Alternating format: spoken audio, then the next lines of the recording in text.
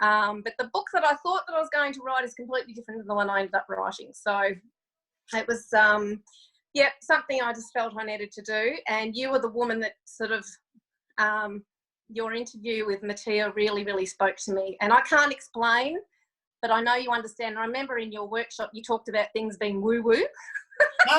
Yeah. And I just laughed when you said that, because I thought, God, I'm the most woo-woo person you could possibly ever come across. So I just loved that. I thought, right, I'm in the right place today. And of course, you showed that Hero's Journey video, which really, really spoke to me today. And there was a few things that happened that day. I don't know if you remember, but there was a man sitting behind me, because I look for the signs and signals, or the signs and signets. That's the advice from the Swan. I always pay attention to what's going on around me, and I see things and hear things that maybe other people don't take any notice of, and they really resonate and speak to me. Man behind me just stood up in the middle of you talking, I think. He sort of almost interrupted you, and he was a sheep farmer and ex-school principal. And he stood up and he sort of said he felt compelled to stand up and say something, and he was right behind me, so it was sort of right in the back of my head. And he stood up and he said that writing every day is therapy, and that it helps get everything from out of here onto a piece of paper, so it's very good for mental health. And the other thing that really, really stuck with me was that he said that it's finding your other half. And that really, really stuck with me, because most of the lessons I've had through life have been through relationships with the opposite sex. And, you know, we go on these quests to find our soulmate and our other half, but we all know that really in the end it's what's inside you. It's finding the other half inside of you. Isn't that the truth? That finding that wholeness within you. It's got nothing to do with another person. They're just the mirror, and they reflect back to you what you need to take a look at. So quite often the more difficult the relationship, the clearer the mirror, the cleaner it is. So that was really interesting, and that really, so I got so much out of that day, probably different things than what other people got, because it's such an individual journey, those signs and signets. Signs and signals. I just speak in animal language these days. I grew up with a family of pun kings. My father, especially at the kitchen table, was always speaking in pun. I call it punglish. It's like speaking another language. Right. Well, listen, now to get on to then the really practical matter here of how did you publish the book? What was your experience in that regard? Because this is a book totally unlike the books that I am mostly dealing with. Most of my authors are your 35,000 to 45,000 word self-help business building type of book. They tend to be coaches, consultants, speakers, and they are usually not colour in the internals. And why I mention that, and again, look, it's not a great way to be this beautiful book, but there's no way that these images would have worked if it wasn't colour in the internals. But for example, that ups the price of the book significantly. And by price, I mean when you're printing, you know, and this, yes, I'm sure you've got an e-version, although I'm not sure about that. But really, when you're printing a book like this, if it isn't colour in the inside, it's probably the cost to you is around the $5 to $6 mark. Now, I mention that because you're putting so much effort into here. You want to be sort of looking at your cost-benefit analysis, which is such a, you know, such a business-like, un-woo-woo type of way to approach it, but it's very relevant. So I want to really drill down on what was your experience of publishing and what tips might you have for the other people on the call here? Well, the first thing I'd like to say is that you just got to not give up, because you'll get lots of obstacles along the way, and it's very easy to just go too hard basket, too expensive, too stressful, all those usual sayings that we say to ourselves. But I was so determined to make this happen that I didn't see them as obstacles. I just sort of I just dug deep I suppose, dug beneath the surface and really sort of thought, you know what, I've come this far, I can't stop now because I haven't got the money to pay for it or whatever. It was a very expensive thing to do. However, I was very lucky that because I'm a massage therapist, I do a lot of barter. So the editor that did all the editing, she swapped massages. The lady that took all the digital photography and transformed all the photography into a digital art, I just paid her back with books and gave her some massage therapy certificates or gift certificates. And the photographer that took my headshot was the only person that I actually paid. And he's a good friend of mine, but he's our local paper photographer. So I wanted to make sure I employed his services because I wanted a really good headshot. And because it was male also too, I've got to be really careful about the whole massage barter thing, you know, because oh yes, yeah. hard to get. Anyway, and also too, I wanted everything to be locally produced. So that's one of the reasons I didn't go through working with you, is because of the fact that you lived in another state, which under normal circumstances wouldn't be an issue. But I was really determined because the roots of the book were so entrenched in Ballarat, because that's where I was born and bred. It's where my inspiration all comes from. It's where the book was first sort of, you know, thought about. And so I wanted everyone involved in the book to be locals. So good on you for that, from that front. Yeah. Yes. People the money sort of locally. And then when I went to try and find a printer, I sort of once again thought every no leads to a yes. That's one of my favourite sayings, is looking and researching, and I rang quite a few different places. And in the end, I went to the swan picture on the front was an original piece of artwork that was done by one of our, that's my artwork, but the original picture that I got that from was a local artist who does beautiful watercolours, and it was a single swan, and then I digitally put them together to see what it would look like, and she loved it. And I was going to get local artists to do all the because I've never painted before ever, or never done anything. So I had no idea what I was doing. I was going to get all local artists to do an animal each, but that presented itself to be extremely difficult. And artists, I love them, but they can be a little bit fickle sometimes, and they like to own their work.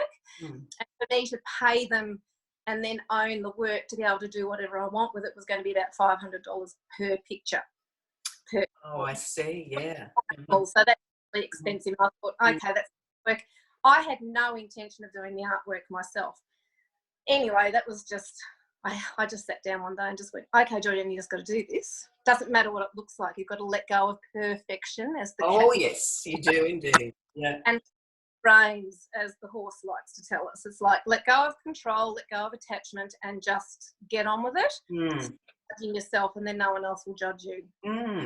So within the processing, the publishing process, I should say, so you've mentioned editor, and you've talked about now the images and you know, they're your words and what have you, and you talked about finding a printer. So the missing bit in there is the layout. Did you do that yourself?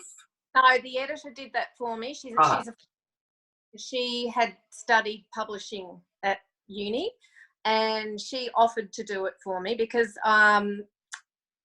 I did all of the work on my phone, believe it or not. I thought that was the one thing I couldn't quite master, was the actual formatting that was presenting itself to be quite difficult. So she, because of her experience, she put lots and lots of hours into doing that for me. I'd love to be able to do that for myself. That's my next sort of thing that I'd like to teach myself. I need to get a computer and understand how to, because I've got so many books swirling. Yes, indeed. And look, that was then a great, I don't know how many massages you needed to do for that, but that layout is one of the most costly, because it's the most time-consuming part, other than actually writing the darn book. In terms of producing the book, that's a really time-consuming, very, very precise, because there are, the questions. Yours is atypical, but there's the your boundaries on either side of a page, allowing for the opening of the book and the headers and footers and all of those things. And yes, it's quite precise.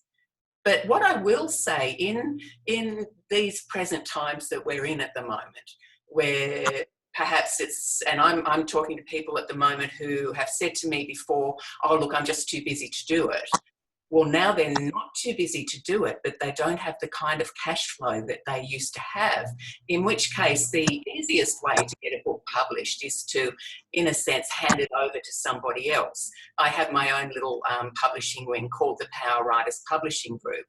And to do something like this through we call this the hybrid version of publishing, something like this with, I don't even know if you could set up a book like this with print on demand on Amazon.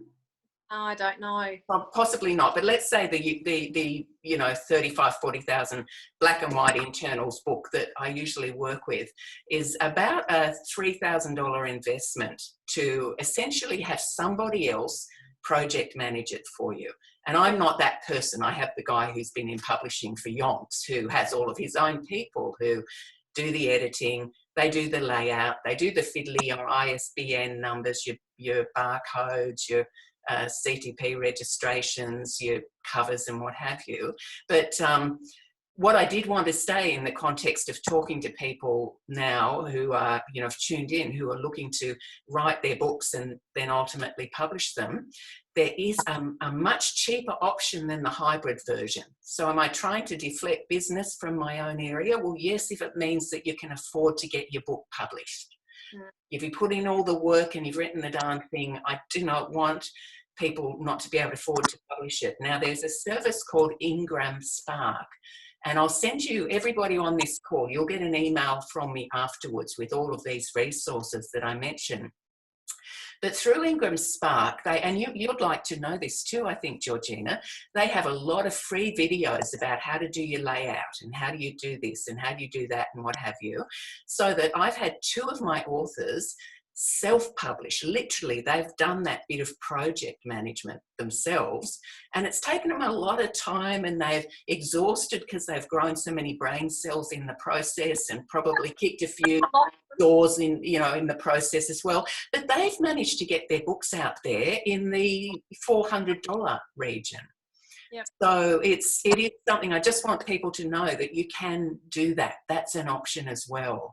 But really, that's just to say that if somebody has something as incredibly valuable as this, my client this morning said, now, can you tell me where I can buy one of these? Because I need one of these books. It's kind of like anybody who knows angel cards, and I know a couple of people on this call would, you're just picking a card. I just happened to open the book, and it was the perfect message for that client. And I just wanted to feed that back to you, but I bet you get that kind of feedback all the time, Georgina.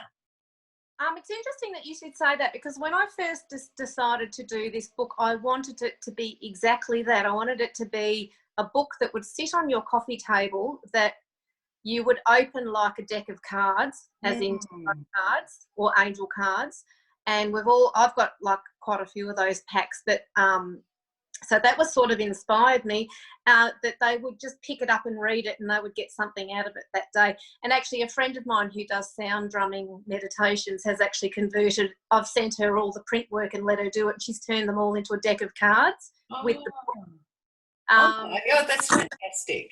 Yes. So, that potentially might be something I might look at doing soon. So it sort of comes as a pack with the cards.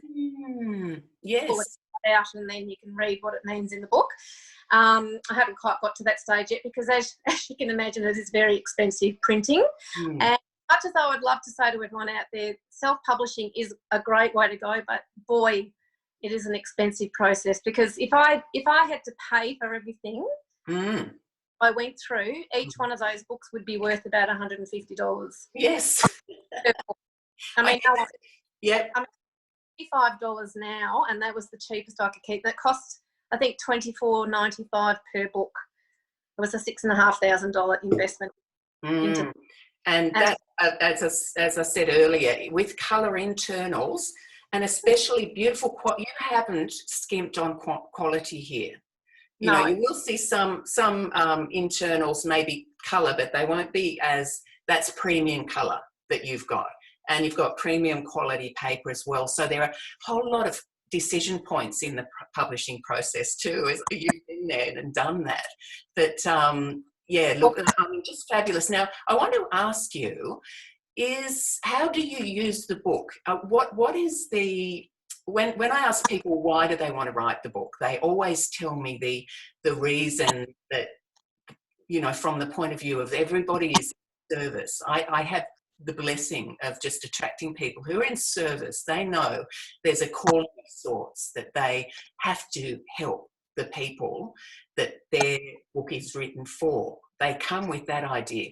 But then I say, yes, but I want to get a bit of a handle on, you know, that's why you're writing the book from your reader's point of view, because I ask the question, why are you writing the book? And they always answer it from the reader's point of view, because this matters and this matters and this matters.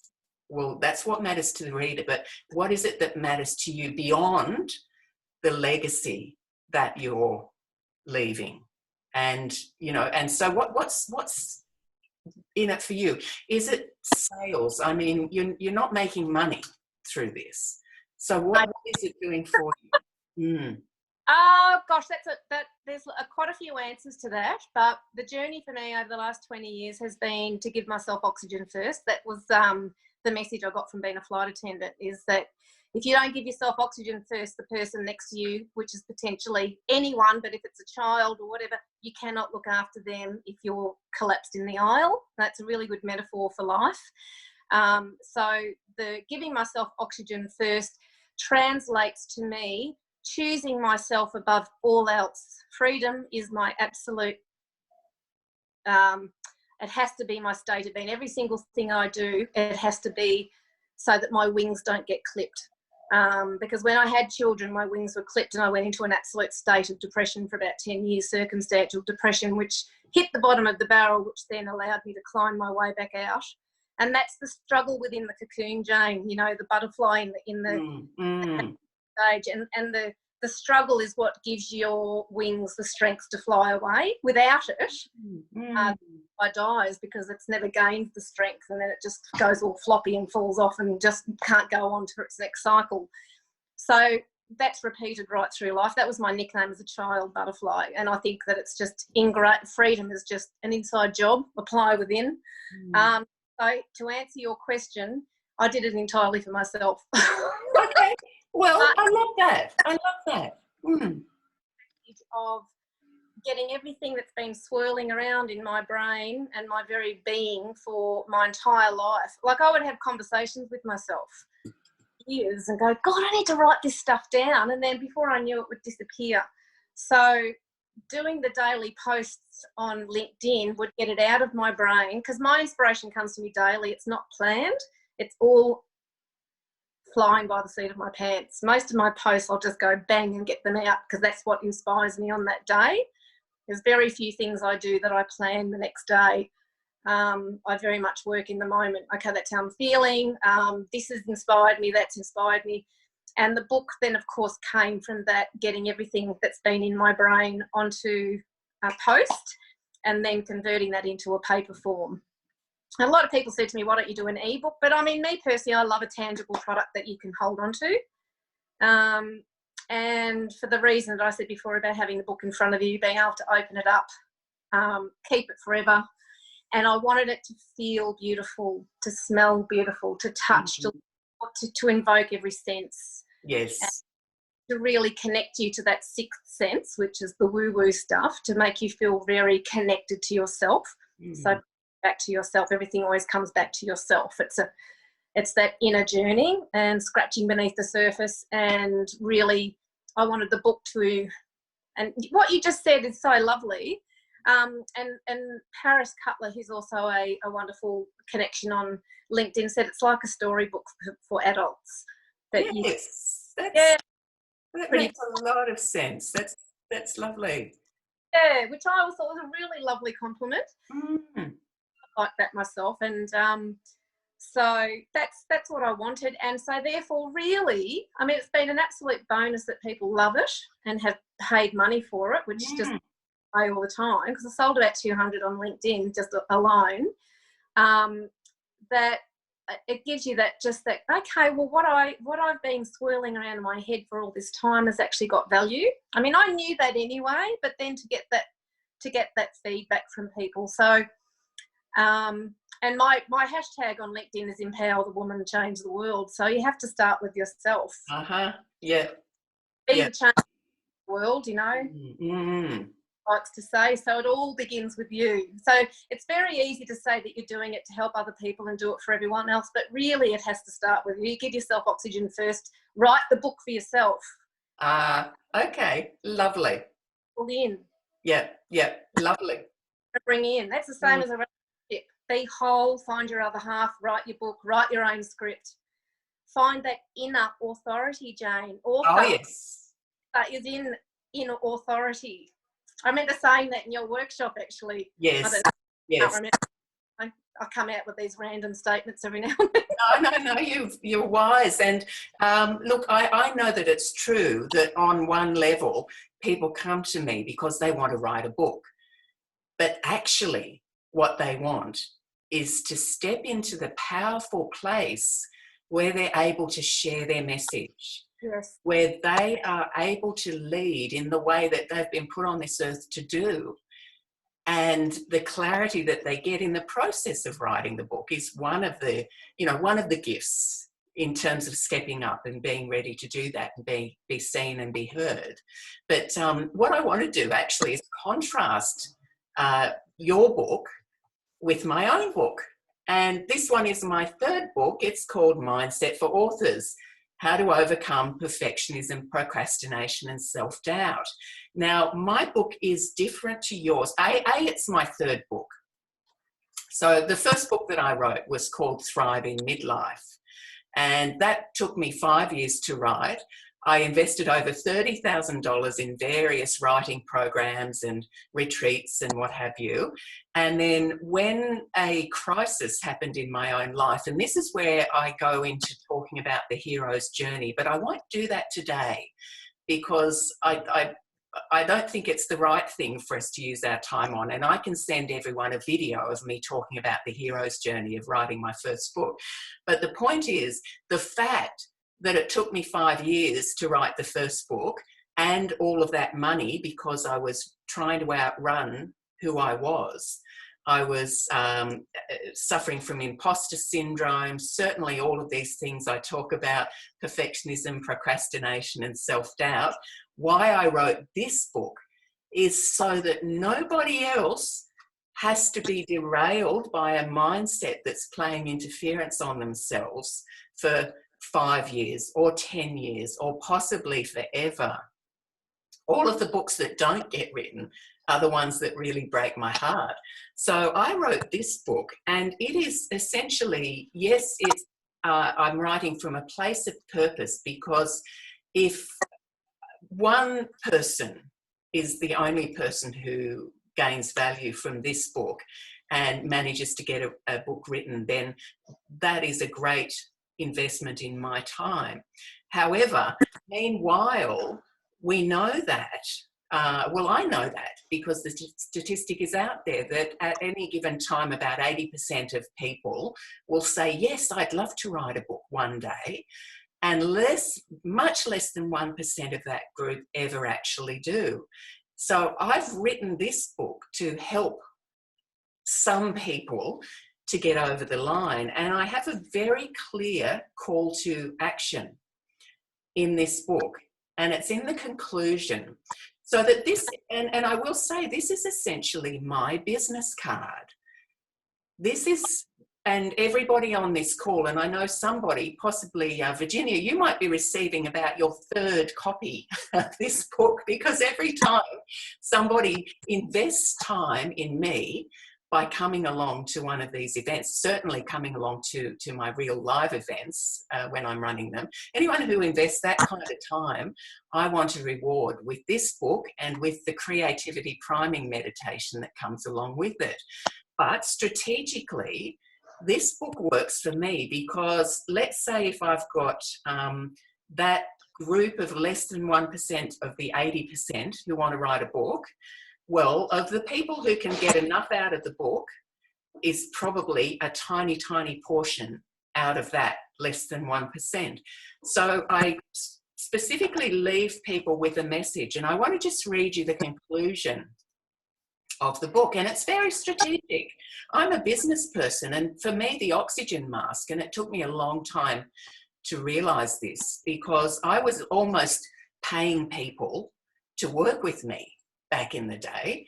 You know, I was charging so very little, or sometimes charging nothing at all, because if somebody couldn't afford to pay, then I would say, well, look, I still want your book written. You know, come on board and we'll sort something out. You know, I do have payment plans and things like that, but I used to just really not put the oxygen mask on myself, to the extent that we had to sell the family home of 23 years. And, you know, so the consequences were too great. So strategically, I want anybody who reads this book and who gets fired up and says, okay, if she could do it and she went through all of that, then I reckon I can do it too. And if they leave, they've read the conclusion, they know I'm there for them. And if they leave and if they don't get the book written and they see this book hanging around, it's going to keep popping up. If people need me and if we're a good fit, it's going to keep popping up. And I just want to read you what I've written in the conclusion. And, you know, here it is. I smile whenever I reread the quote from Stephen King on the back of this book. There is, in fact, a short quote from Stephen King. In the words of the man himself, this is a short book because most books on writing are filled with bullshit. I couldn't have put that better myself. Basically, I don't want reading this book to take up any more of your time than necessary. Your time is much better spent on writing right now than it is on reading. Furthermore, if you've got the point I've been making throughout this book, then I don't need to say anything else. And if you haven't got it, then I think we both know that I could write 100,000 words or more about this without it making any difference to you at all. I've run the race you've run in terms of answering the call to write a book, and I have the scar tissue to prove it. I resisted it for way too long, and believe me, I know every trick in the book when it comes to prolonging the process. And I don't see any point in someone like you being stuck any longer than necessary for one of the tools to get you moving forward again. So I want to wish you all the very best from the bottom of my heart.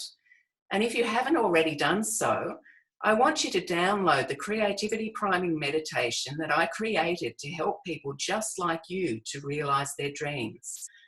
I put this tool together with a fabulous woman called Anakiko. Anakiko has developed a harmonically driven healing system to nurture people through change. She is a specialist in using frequencies that maximize brain function to help you to totally focus on writing your book. To find out more about Anakiko's work, you can visit her website at truevoiceglobal.com. And all you need to do now is download a copy of the priming meditation at writewithjane.com. Put that into your browser to access this tool. And here's to your success, Jane Turner.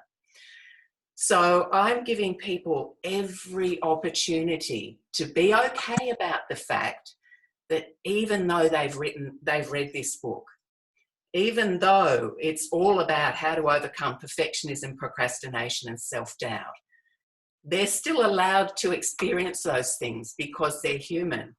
And I can tell you guys, I've written a goddamn book about it and I still experience these things. And it's not about experiencing them that's the problem. It's about letting it be okay that they stop you. And that's the message that I have for people. That's my third book. And even though I'm writing my fourth book at the moment, this will always be the book that is my business card. But the fourth book that I'm writing is actually a repurposing of much of the material in this book. And I mention this because I want you to know that when you've written your first book, you've already then broken down the barriers. So you, just as Georgina's saying, there's more books to come out of her. There's no reason why you would necessarily stop at one. But meanwhile, when you're writing within the same genre, which I literally am, I'm repurposing the material in this book to be mindset for business. And I make a bit of a joke about the subtitle is possibly about how to avoid every sleazy bastard who tells you that their program is all you need to go to 7 figures. Because there's a journey behind that as well. And that links into the selling the house business, because I threw good money after bad at the programs that are targeting people, certainly in the startup phase, but certainly people who are feeling vulnerable at one time or other.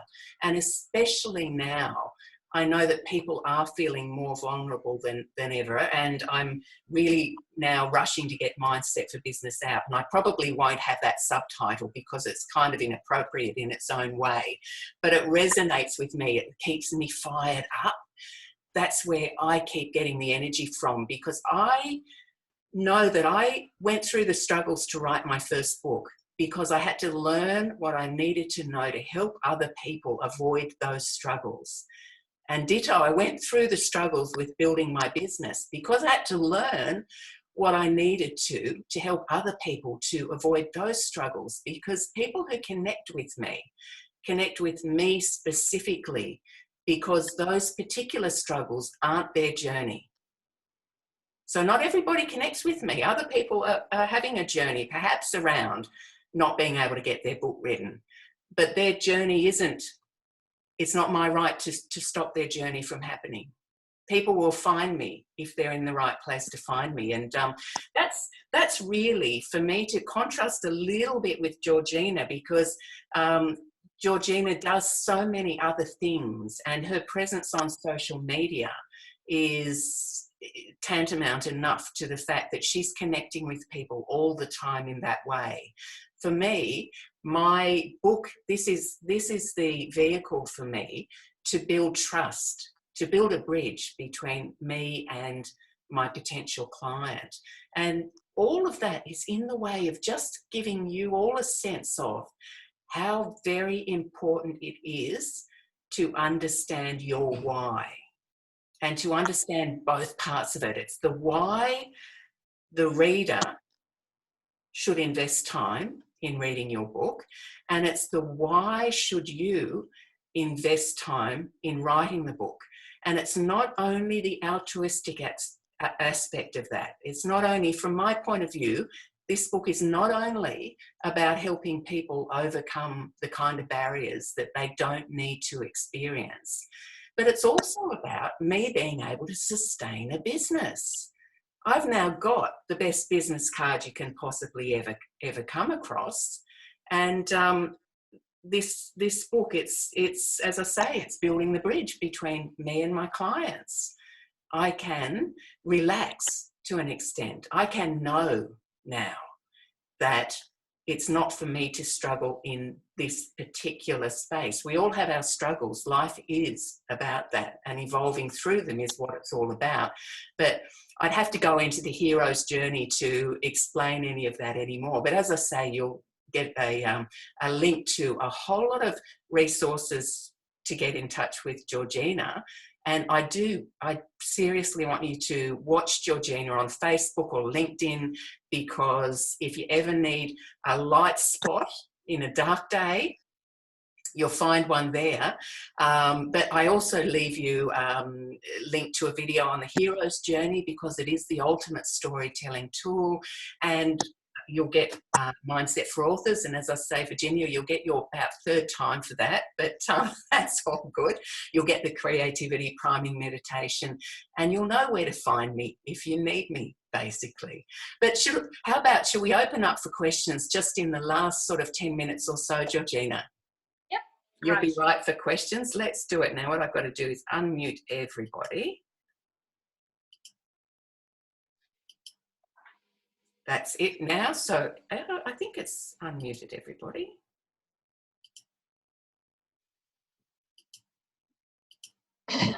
So questions.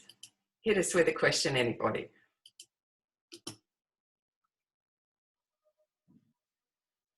Georgina, are you trying to talk? No. Oh, no, Georgina, you're fine. Yeah, any questions from anybody? You say that you mainly specialise in self-help. How open are you to books that come from a completely different sort of background? Oh, look, I'm open to anything that I can help people with. I just know I'm not much help with with the fiction genre. Okay, no, this isn't. Lovely. Tell us more. What's your... Well, it's not what I'm writing, actually. I'm editing it. If I write anything, it would be the introduction. Basically, I've interviewed a few long-term lesbian couples who've been together for many years, and then they got married.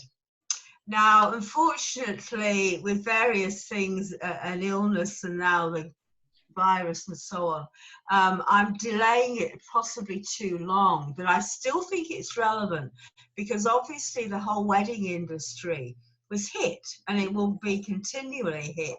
So I'm interested to see how it's had an impact also on the marriages. But I interviewed them, personal stories about their experiences, and I'm actually thinking just of an ebook with print on demand. And then I would write an introduction, putting the whole thing in context, if you like. So, and I've been collecting over the last year or so any groups to market this to, you know, specific groups, either seniors or, you know, gay and lesbian, whatever.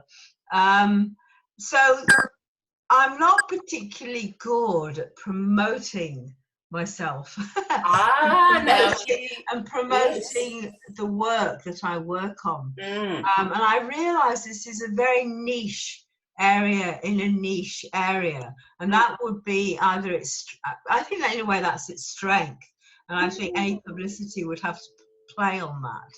But obviously you've got a lot of experience. One thing that you did mention was using Source Bottle to ask magazines and so on. Oh, yes. Because I've used Source Bottle as a journalist, but I've never used it the other way around. Okay. Look, I tell you what we should do is that also what I'll be sending with the resource kit that I email through is a link to book in for a time with me. Well, I'm wondering how. I'm wondering whether, because I realise it's a sort of specific area that may tap into interest or may just be completely ignored, and I'm very conscious that I'm losing the marketing time in a way, but I still think even by November we're still going to be feeling the ramifications. Yes, I wouldn't be holding off. I really wouldn't be holding off. I don't. And November would be 3 years, you see, since the Yes Vote. No, listen, you book in and we'll have a really good chat about this, because Source Bottle is great. You came last week. Was that when I was talking about Source Bottle? No, I think it was the week before. Week before. Anyway, yes, look, I got some great results through Source Bottle. Yeah, you did. But that's not the only way. You can be pitching this story. Yeah. And we can go into that in some depth. I've got at least 20 community groups that I would contact. I think the pitching has to be very personal. You know, I don't want to do a, you know, what are they called, Survey Monkey or anything like that. I want it to be a lot more personal approach. Yes, yes. Okay, well, send me your email. The link, and we'll have a good old chat about it. That would be great. Yeah. I think that book's got to come out, actually. Okay, right. Yeah. Well, send me your email, please. You bet. Don't you worry. I have to, because they were so good. All right. Now, just let me ask, did you book through Eventbrite so that I have your email address? Oh, yes. Oh, excellent. That's the main thing. Yeah. Great.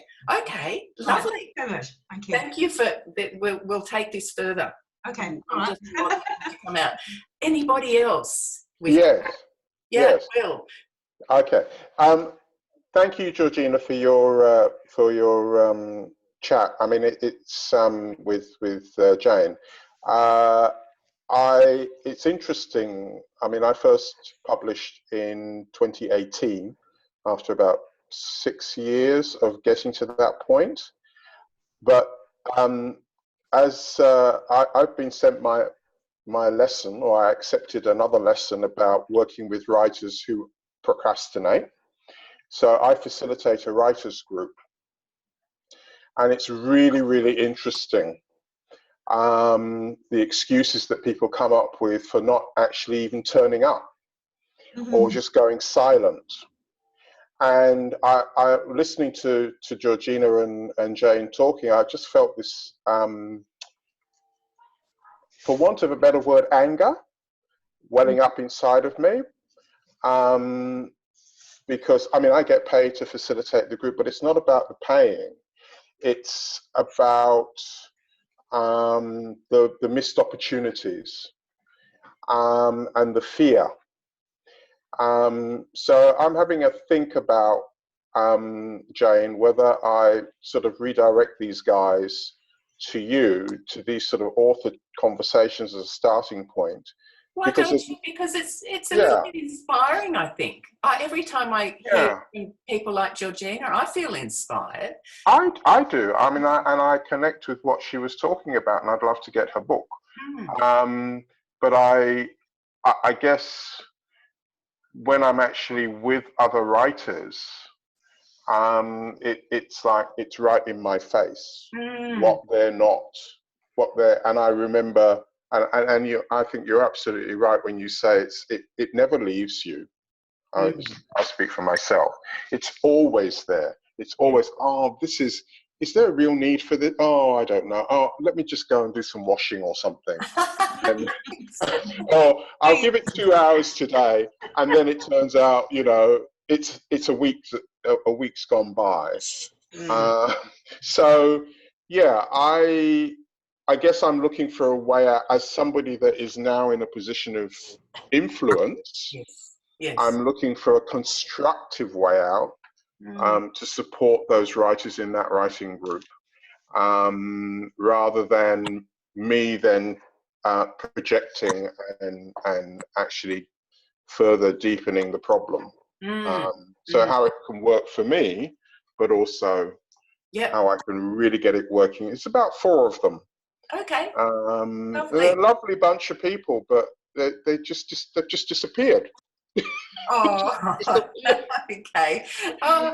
It happens to the best of us, though. I'll have people fired up, and we have a conversation. They've come to the State Library, which is where I usually run my events when we're not in shutdown. So they've come. They've taken the trouble. They've come. They've got inspired, and they followed up with that, conversation with me afterwards. And sounding really good, and then I never hear from them again. And I do a couple of follow-ups up to the point where it feels like I'm just bugging them, and knowing that, well, I've opened the door, I can't make them walk through it. But I've had people come back to me after 3 years and say, oh, boy, I wish I signed up then, because it's been 3 years and I would have had the book finished. I would have, I helped the people with getting the publicity, with international speaking opportunities through the Women's Economic Forum. People say, oh, God, I still haven't done any speaking yet. I haven't built my authority status yet. I haven't got the book and da-da-da. And I say, well, it's okay, because it's never a wrong time. Yeah. Let's do it now. But it is a shame. It's a shame what you're saying, It is. And I also think, I don't think of myself in terms of, identify myself in terms of age, but I do now. I'm 58. So I don't have 2-3 years for people to come back to me and say, oh, well, now I'm ready. That train has left a lot. When I was 25, people would do that. They would come back and say, oh, can we do that piece of work together? And I'd say, yeah, no problem. Because it's like I felt I had unlimited time. I don't have that anymore. So my joy is realizing what I have to offer and sharing that with the world. And if along the way I can just, sprinkle a little bit of fairy dust, and perhaps it would be more appropriate for some of these guys to go through your route, or to know that you're there, and that when they're ready, boom, no hard feelings. Exactly. They've got 2 options, and not just they've always got they've always got options, and they can still walk away. And that's okay too. Without feeling shameful or exactly. embarrassed. No And I judgment. think there's a lot of that. There's a lot of that, of not being supported by their family and friends, and just sort of thinking and just sort of shrinking and shrinking and shrinking and shrinking till they can't be seen. Yes, yes. Well, listen, we've hit. Thank you, Will, for that. We've hit 2 o'clock now. So, any last questions or anything? And just to say thank you so much, Georgina. Yeah. It's been wonderful to hear. Always learn something from you. Thank you so much for having me. It's been wonderful. And I'll be sending everybody your details, and in particular where they can get a copy of the book. Great. Yeah. All right, everybody. Well, listen, over and out, and have a beautiful day, folks. Bye. Bye-bye. Bye. Thank you. The corona wave. Yes. Perfect. Corona wave. Lovely. Bye now.